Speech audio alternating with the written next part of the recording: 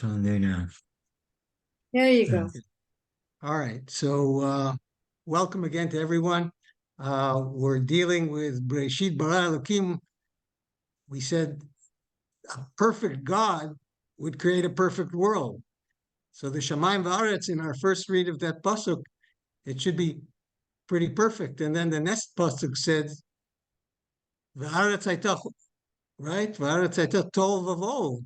Not the Shamayim, but the Aretz, kind of where we live, the world, was tov v'vo, shmama, desolation, choshech, darkness. Al pnei tehom, the depths of the water here is something negative, scary. And then ruach elokim merachefet al pnei hamayim. We said we have to figure out what that means. And the Midrash says, well, that means after all the galuyot, after everything, the Mashiach will come. So we'll have to fit that in. We have two choices of using the word Elohim. It could be God, or it can be other ways that that word is used in the Tanakh, like court, like something big, like something strong, kind of a thing. And then we said, Vayomer Elokim Yehi Or. So that's the response. So we have shlemut, shlemut, shever, we have perfection, we have rupture, and then we have hishtalmut. We're fixing, we're repairing, we're embarking on fixing the word. All of this we mentioned last week to catch up. And then we said that the pshat, and I can show everyone the verses here. Let's try to do that.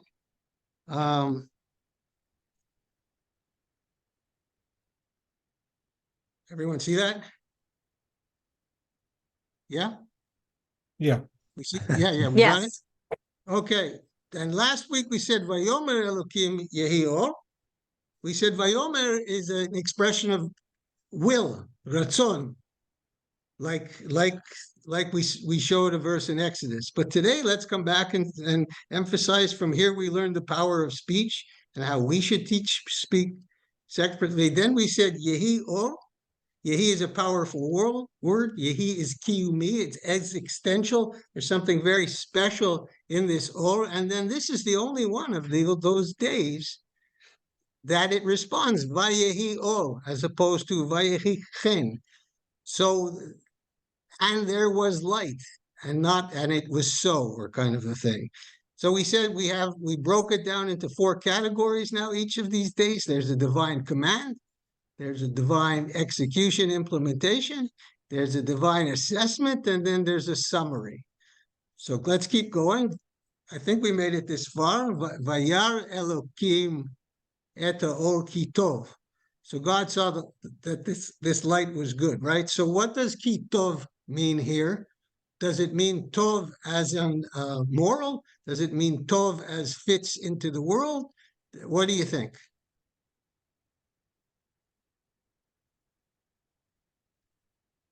So you have some options here. You can think about it. Yossi Farjun teaches it that all these kitovs initially here it fit. It was proper. That the plan is going well. And now further we have both on the first day and the fourth day. Last week we said that the first day matches the fourth, the second day the fifth, the third day the sixth. We said that last week.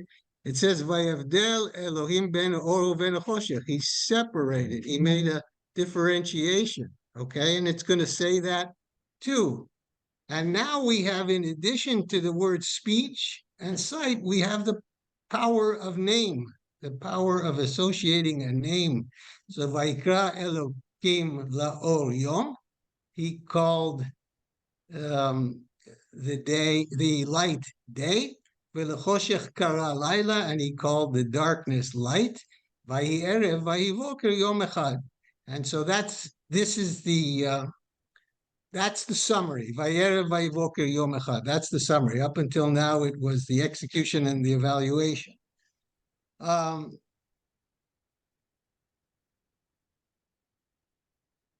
So now I just want you to think about, why are all the other ones where?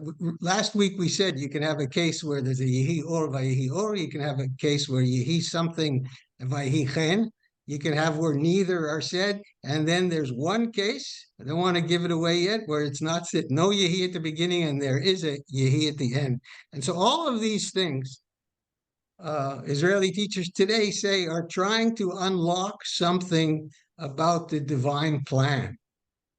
So perhaps when it says Yehi Or, Vayhi Or, then it was exactly to the divine plan, perhaps. And perhaps when it says Yehi Rakia, and then it says Vayichen, and it was so, perhaps it wasn't 100% to the divine plan. So Rav Sharki says we have two messages we can take when we study this and try to say what that means.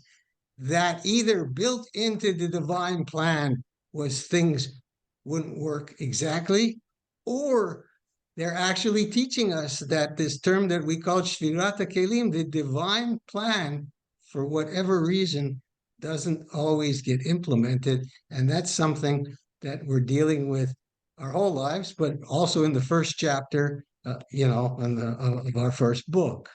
Okay, as that is an introduction, Vayomer Elokim Yehi Rakia now. So now we're going to do, right? We're going to do the sky, the air, betoch hamayim, v'hi mevdil ben mayim lemayim. So picture, we have water that was either created in the Big Bang, I guess. We don't know, because it's just there. It's just there. It's part of the Shamayim Va'aretz.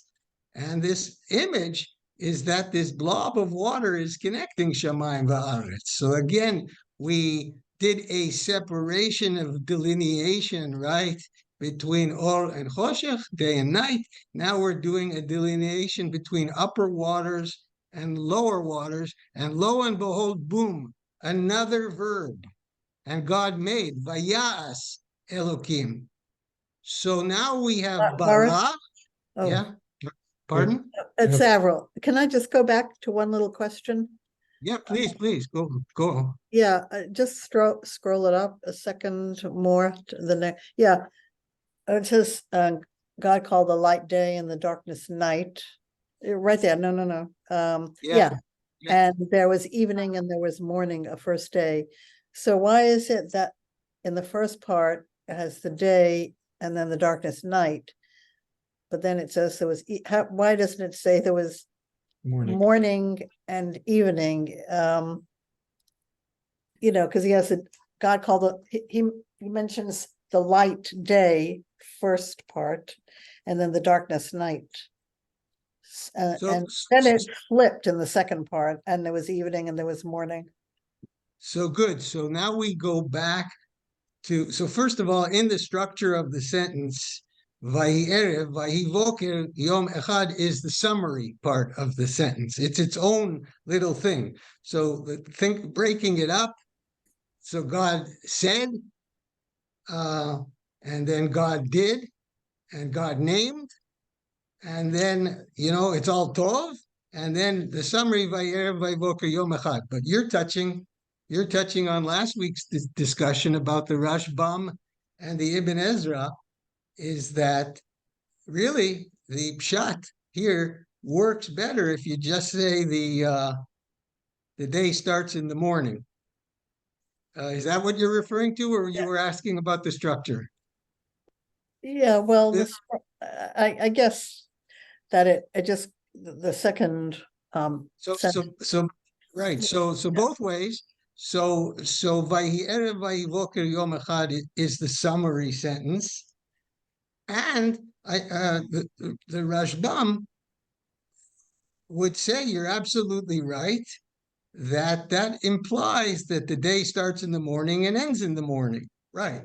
Right. And that's the pshat here. And the only reason the Ibn Ezra won't go that way, we said last week, is because the halacha isn't that way. We start the day in the evening.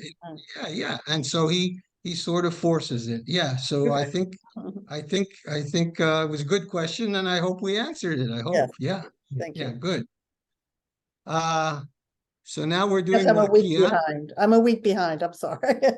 No, not at all. No. Thank you. This is great. We have to take our time here, everyone, and we can interrupt and ask. "Vayomer Elokim yehi rakia b'toch Baruch, hamayim v'yimatyu." Yes, yes. was another question on that. So how is there an evening and a morning, regardless of when they happen on the first day, because there hasn't been a separation yet between the two? No, this is after the separation. No, there hasn't been there's light and darkness has been separated, but there's no time yet. No. So very good. So that was Pesha's point last week, right? Both of you are saying that time starts on Wednesday, right? Yeah. Yeah. And Pesha made that point last week in relation to why did I say the clock starts ticking on Wednesday for Shabbos? And you're both right. But look at the pshat here, though. Right? The pshat as it stands, that the exact same words that it's going to use on Wednesday, it uses, right? It uses Yom and Lila. yeah.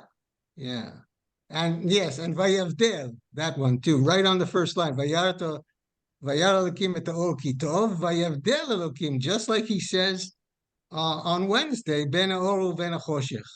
And so I agree with So the then points that then what's the difference of Wednesday? Like that's the bigger issue. What's Wednesday if it was already done?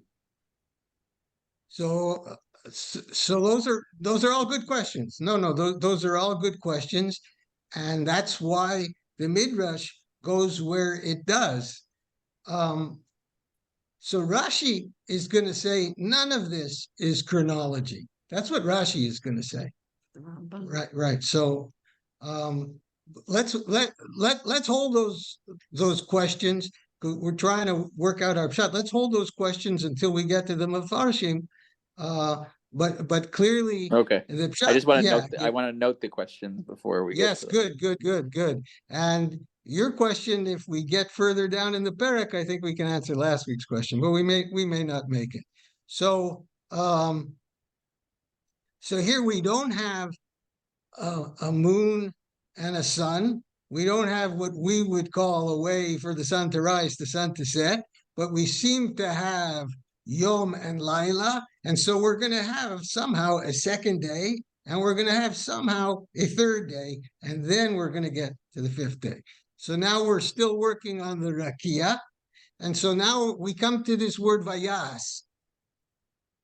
So we never in Mikra, in biblical Hebrew, the word bara, 99% of the time is only associated with God, right? Even in modern Hebrew, we mostly associate that word with bara, right?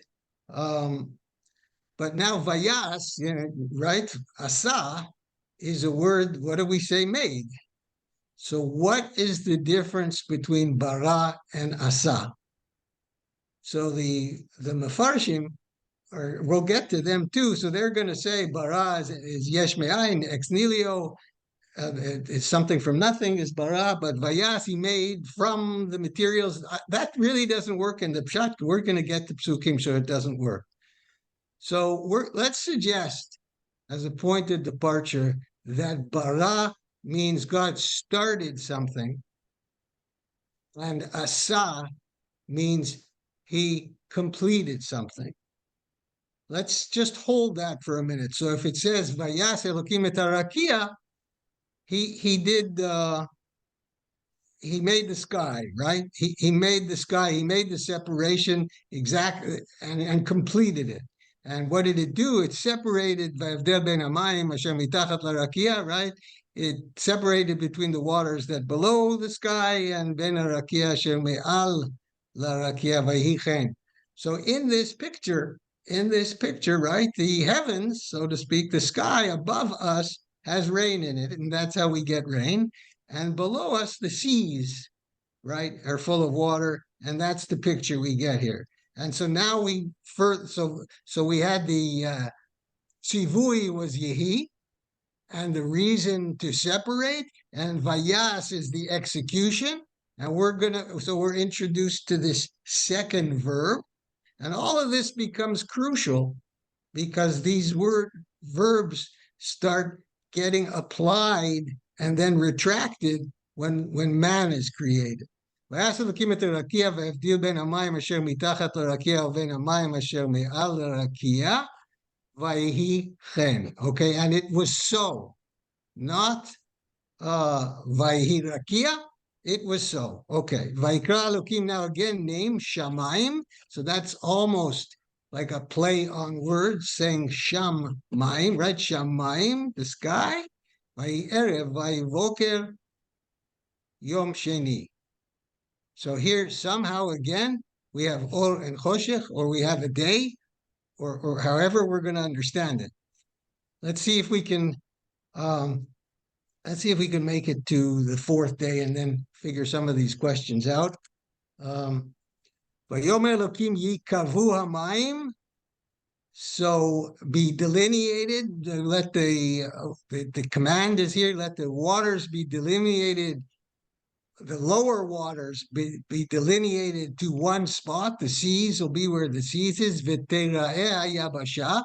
So Bereishit bara Elokim et hashamayim v'et haaretz. So the yabasha was already there, I guess. So here, let it appear. Right? It's not being created.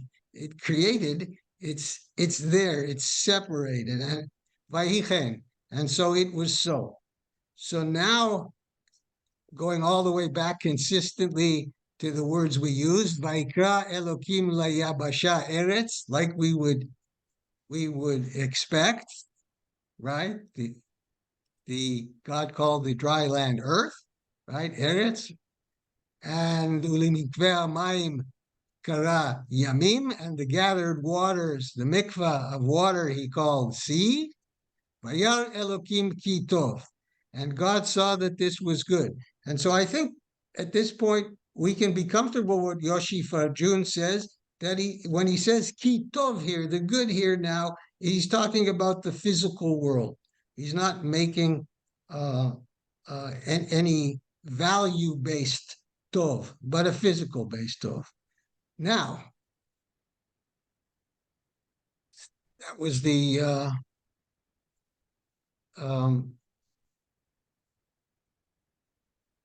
so did it say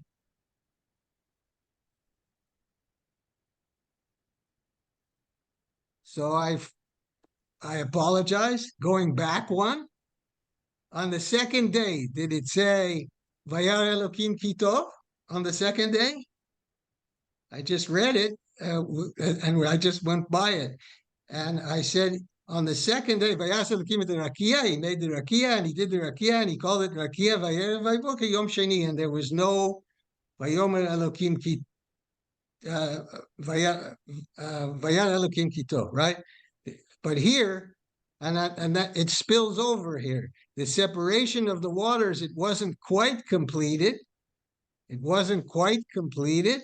And so it had to get completed the next day in the separations of the waters. And it was named the seas. That's the lower waters. And then Vayar Elokim ki tov. So that completes that.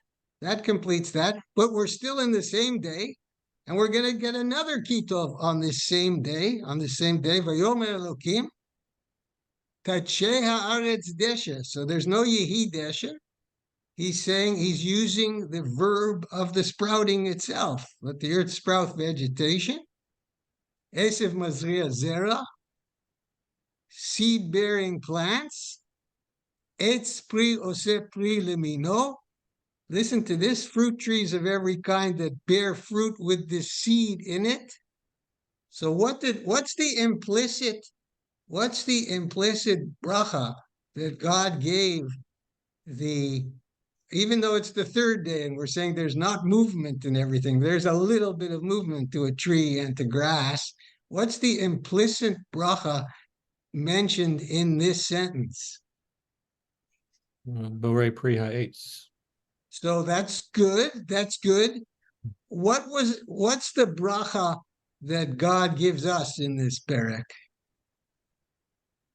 later on. So we can Pruvu. cheat. Be Yes. fruitful and Pruvu. multiply. Right, pruvu, right. So look at this, look at the wording of this pasuk here now, right? And there's a pruvu embedded here. There's a bracha of the of reproduction. That's the mazria zera, the vegetation, seed-bearing plant, so it can reproduce. And then eitz pri, ose pri limino, asher zaro bo al haaretz, that bear fruit with the seed in it. Vayhi. So it's very interesting. And when I noticed this time, I said, wow, this is something that I would have liked my teacher when I was very, very young to have noticed and shared with me, that there's an implicit bracha, even though we always called the first 3 days sort of the infrastructure of the world, preparing for 4, 5, and 6. Okay. And so now it says we had command with the bracha, now the execution, for all kind, for its kind, the eitz oseh pri asher zaro bo leminehu, right? And now for the second time in this same day, on the third day, it's Vayar Elokim Kitov. So the first Vayar Elokim Kitov finishes the one on the second day that was with the waters, and the second Vayar Elokim Kitov applies to the grasses and the trees. Vayar Elokim Kitov. Vayar Vayvoker Yom Shlishi. Here we are, and now we're ready. And now we're ready to engage in the days that have movement and have like you guys said, starting of time and starting of movement in the world, and even and it says it very explicitly here. So we're going to understand what we do with the moon and what we do with the sun, of which. And you'll decide while you're thinking of this, which one is really a physical part of the world, and which one do we sort of create. Vayomer in our mind. Yeah, yes. Just before you go on the day 3, I mean, I'm just wondering why the 2 pasuks, one where God says, "Let the earth sprout," and then the earth does sprout. Like, what's the difference between the 2? So we said that the structure of all of these psukim is there's a tzivui, there's a command, and then there's an execution. So I think it's that. All of these have like 4 parts to them, almost as if like it's a system engineered kind of process. Yeah, but in the first 2, it was let this happen, and then it was like clarification on what this was. Okay. So in that's the third good. one, it's different. Yeah. So that one, no. So yeah, let's expand your question if we may. There's no yehi here. It's there's no using words like bara. There's no using words asa. Here God went straight to the verb of the plant itself. It is different. So you're right.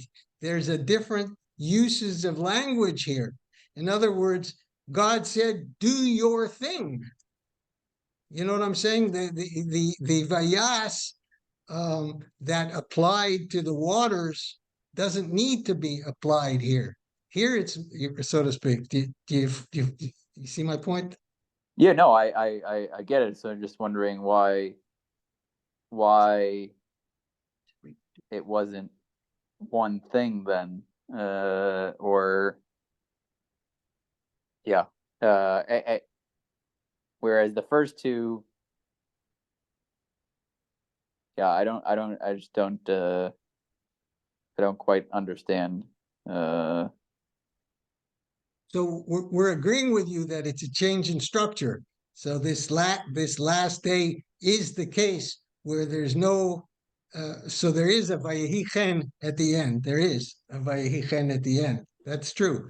And you're saying, why after Vayehi Chen does it go and give us that detail? And so we said that's the 4-part structure where it did the execution and then some form of evaluation on all of them, and then the summary. So Vatotzei Haaretz Desha, where it's repeating all of that, is sort of the explanation of the Vayehi Chen, right? Yeah, I just don't I heard understand the also that repetition. Yeah. that's why there's this view that the trees were the fruit itself. It is its own thing. So you could eat, like there was no apples of an apple tree. The entire tree was like an apple. You could bite off the bark. It was its own essence. Good. So Good. I'm seeing something similar to what everyone's saying, that when God's creating, land and water, they're more static, and the same with the lights of the day and the night.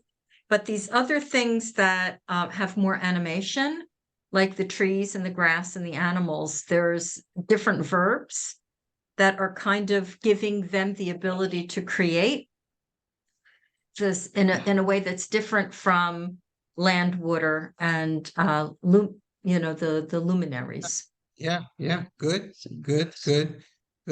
I just looked at the clock and I want to leave some time for us to talk about Israel for a second. So let me stop the recording. Stop recording. I'll see you again, I guess.